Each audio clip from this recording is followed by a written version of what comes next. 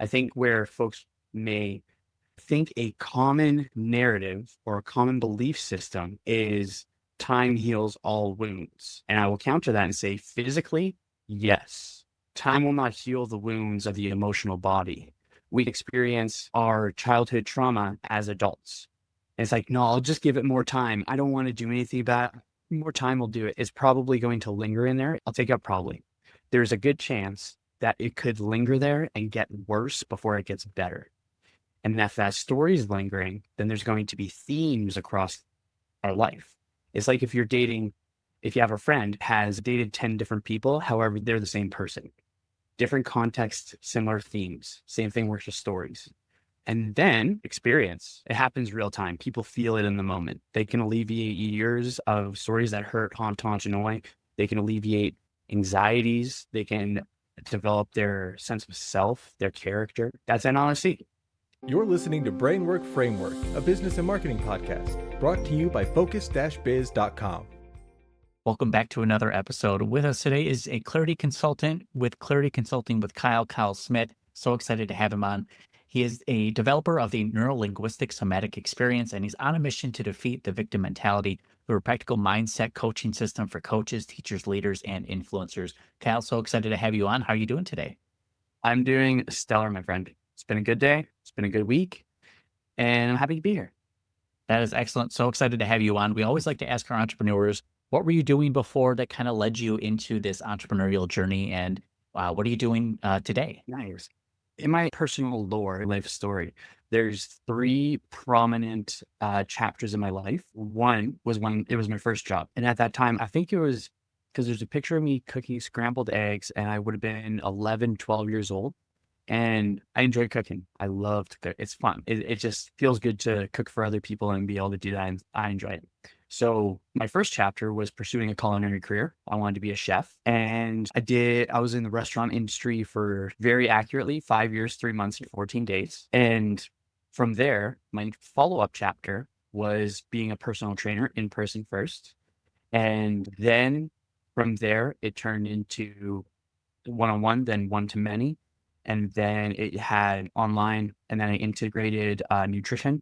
And then from the body and the aspect, I really worked on developing my own self. And from that evolution, I worked or found my way interwoven into moving from physical health to mental health, or physical fitness to mental fitness. So that's my present chapter right now. That's fantastic. And you had quite a bit of success before even going into helping with Clarity Consulting.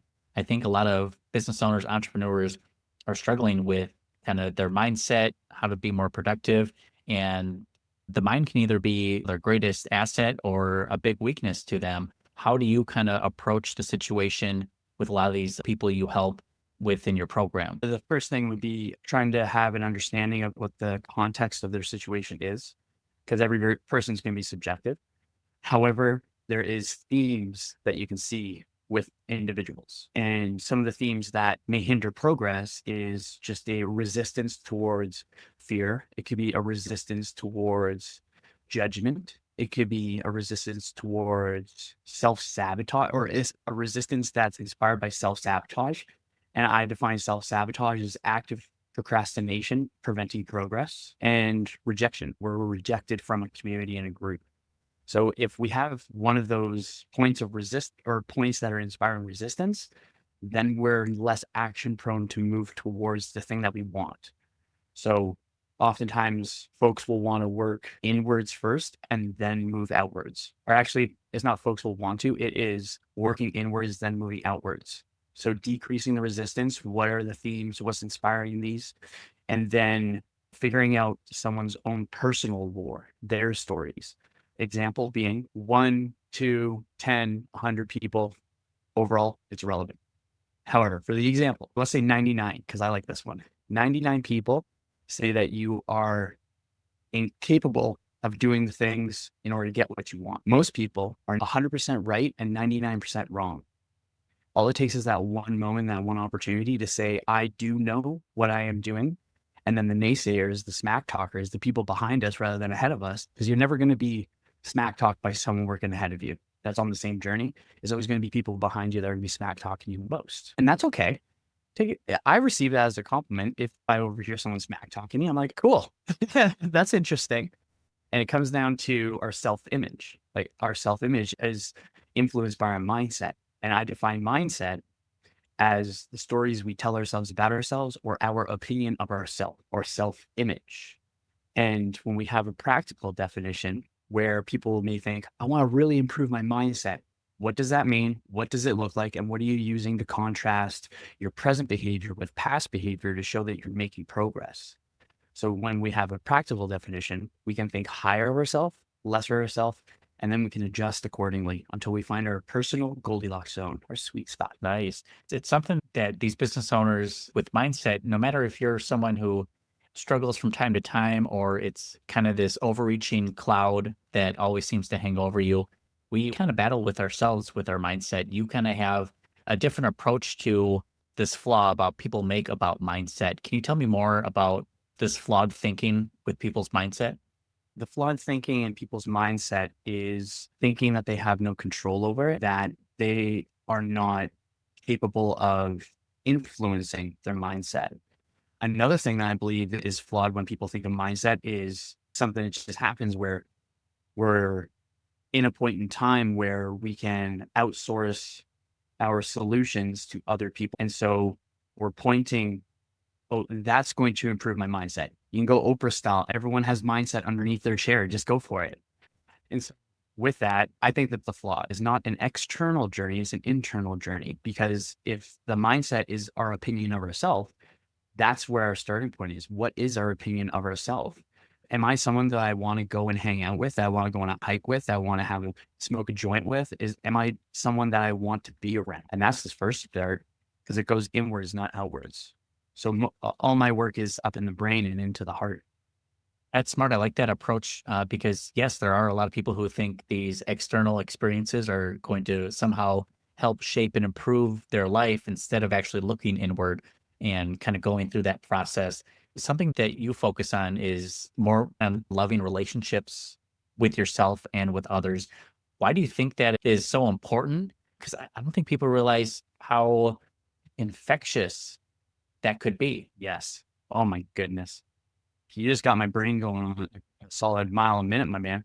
With that one, well, think of it this way is who doesn't want to be treated nicely or with kindness? And there's something I think of where the very thing someone is complaining about not having can be the very thing they can offer up. And so it's something else that ties with that is there's the 5 love languages where it's like acts of service and those kind of things. There's an idea that I think is really neat where oftentimes our behavior when we're fueling, making decisions more off of our emotions, we have an avoidant type. Oftentimes, if it's an avoidant type, it's quality time.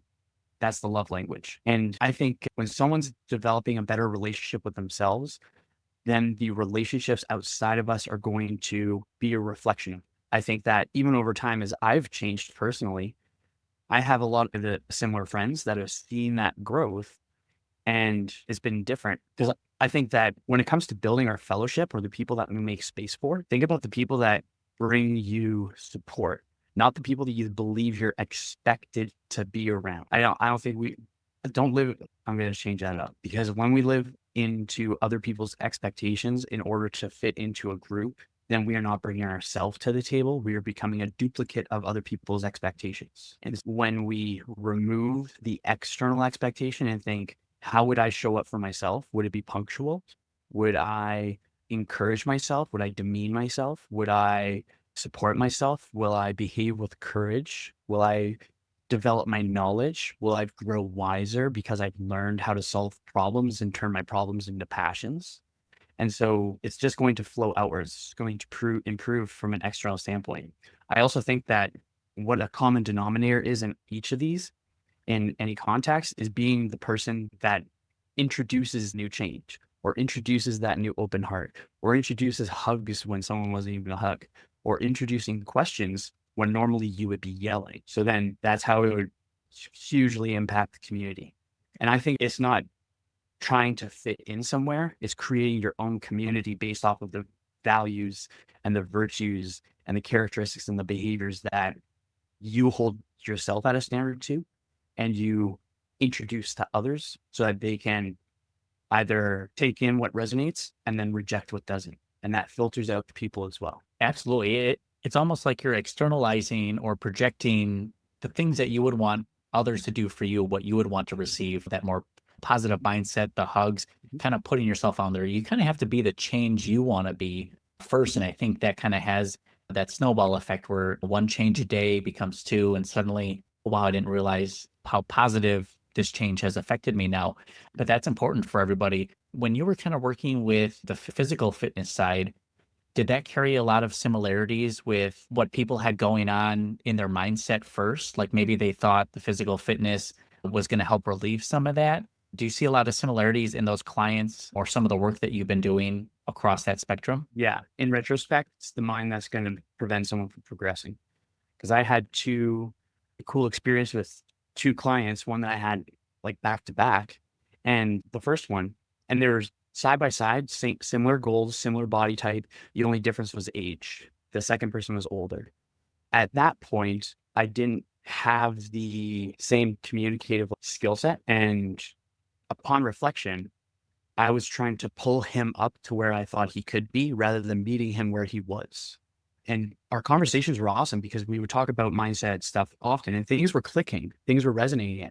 I wasn't cluing into stuff yet. And so he was frustrated. I was frustrated. He was making progress. The progress wasn't quick enough for him.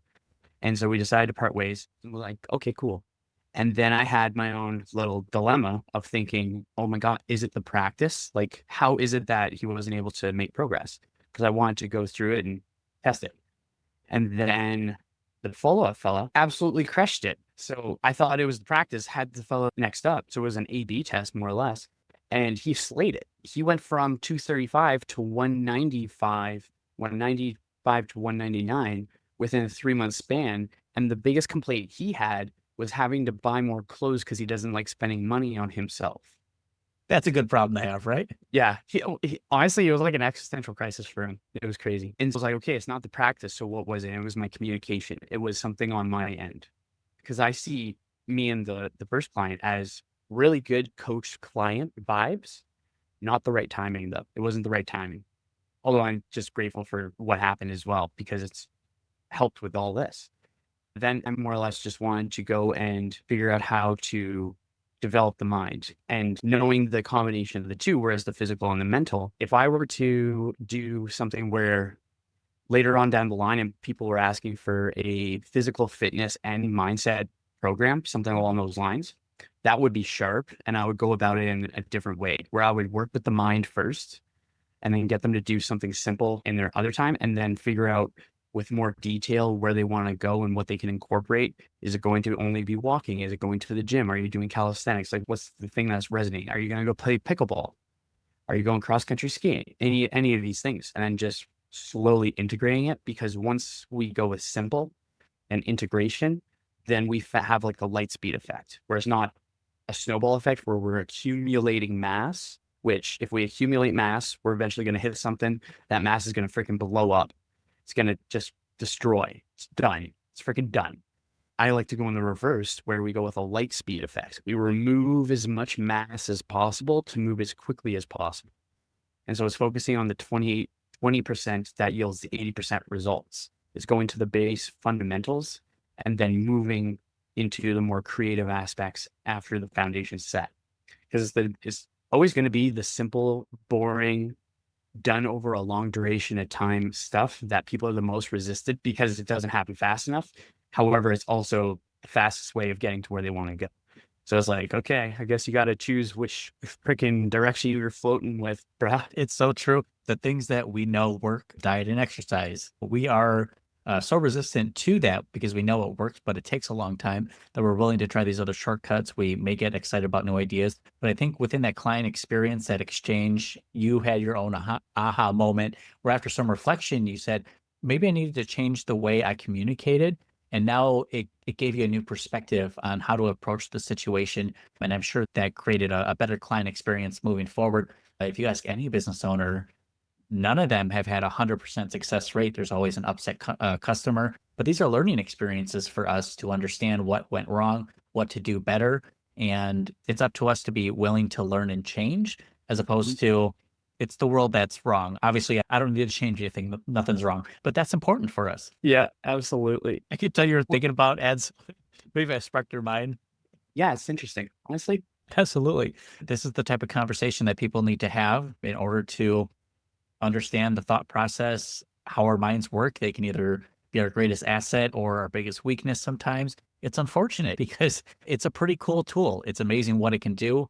And to have that holding us back and just riddle us with anxiety and all these intrusive thoughts, that doesn't need to happen. So we need to kind of get over ourselves, out of our minds, but it's easier said than done. I don't know. I think it's easier done than continuously said.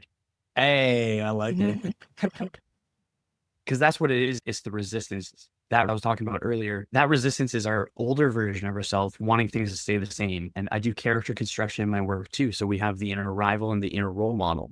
So there's also the primary. We're always in threes. And so the primary is the voice that's speaking to you and the voice that's speaking to me. And it's the head decision maker. It's the captain of the ship. It's the judge. And then we have the inner rival and the role model. And many people accept their thoughts as facts. So the thought comes up, yo, Kyle, you're a piece of shit. And then I think, you know what? You're right, mind. I am a piece of shit. Thanks for reminding me. I appreciate you. It's silly because there is that Like we're reinforcing that. Totally. Exactly. And that's what it is, that we have north of 60,000 repeated habitual thoughts per day. Many of those thoughts are simply recycled, and then we can adjust them over time when we get new information. And when we have another voice, the inner role model, the person that you want to become, the one that you want to embody, and by figuring out the characteristics, behaviors, habits, what they do in order to get what they want, then that introduces a much more hopeful frame. Because if we stay as we are in a rival, then we will always get what we've always gotten because we are the same person. In order to get what we want, we have to become the person it takes to get it, rather than waiting and receiving, actively participating in the actions to get there. And when we have that frame, when we have that information, I like to think of it where every morning there's a court case in our mind. The primary is the judge. Then you have the prosecutor, who's your inner rival, shows up with an undeniable stack of evidence that you are not who you say you are. And then you have your inner role model coming in as the defendant, also with an undeniable stack of proof that you are who you say you are. And what happens is that we can have this little internal dialogue going through the information, and we can figure out where there's accuracy, inconsistencies, and to figure out who is the more accurate with the evidence, and then embody that. And if there's mostly an undeniable stack of evidence for the rival, I think that in itself is an indicator that we can provide some more evidence to the inner role model by embodying that possibility in those behaviors. So that's how I break that idea down. And then we decide. That's a choice. And then decide, Latin, decade in English, is to kill off. So a decision is simply to kill off one decision in order to go down another. If we kill off the inner rival's influence, then we can move towards the role model's influence. I really love that comparison. I was laughing the entire time. That was excellent. Now, I am curious about the neuro-linguistic somatic experience. What the heck is that? Totally. Why does it matter? Why is it so important? Totally. NLSE is the practice I developed, and it's a combination of story work and breath work. And it works as the mindset gym for mental fitness. And I say mental fitness rather than mental health, because in my opinion, health is only one side of the coin. We're neglecting unhealth. And oftentimes when we're focused on what makes us healthy, we neglect what makes us unhealthy, when we can focus on the unhealthy things to get us healthy. So fitness is either higher or less than health. And so breaking it down, it goes from top to bottom, where we start with the mind and it goes into the body and then it goes into experience. So breaking down the NLSE, N stands for neuro, and that's meaning of the mind. And I already mentioned the definition of mindset earlier, opinions of ourselves. It also ties into thinking about our thinking and being able to observe our narratives and being able to filter through and translate things and dive into ways to make things more helpful. And then neuro also goes into the nervous system. So direct brain to body connection. Nervous system holds a lot of emotions, signals, It helps us like move our fingers and stuff like that. So it's like a big deal. Nerve damage sucks. Like that's the thing. So we got the neural, we got the mind, we got the nervous system. Then we go into linguistic. That's what the L is. And that's language. And that's what we say, think, write, and also how we breathe, because the breath is the language of the body. For the first three, what we say, think, and write, the way I break down words is they are the ethereal macronutrients of the mind. When we feed our mind quality words, we're going to have quality thoughts. When we feed our mind shit words, we're going to have shit thoughts. Similar to how the body has macronutrients, macronutrients are the building blocks of the body. We have our carbs, fats, and proteins. The quality of the carbs, fats, and proteins we ingest is going to impact and influence the quality of our body. So impact and influence, very important parts, because that brings us into the magic of words, because it's fun. And we bring in these characters to create these spells. And spells are words or a combination of words of great influence. Then we can take it another step, abracadabra. Have you heard that one before? Only in the magical sense. Yeah, man. So Magica, and then people have thought Pokemon. I've gotten Steve Miller Band. I've gotten a couple of variations.